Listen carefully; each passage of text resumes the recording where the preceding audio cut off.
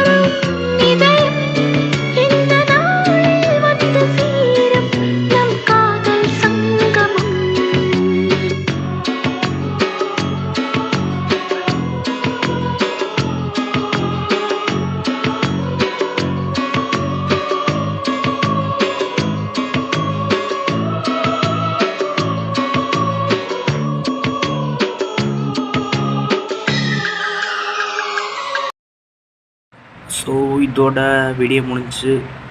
Like and subscribe பண்ணிடுங்க. And எண்டில் ஒரு கிளிப் இருக்குது, அது மட்டும் பார்த்துருங்க.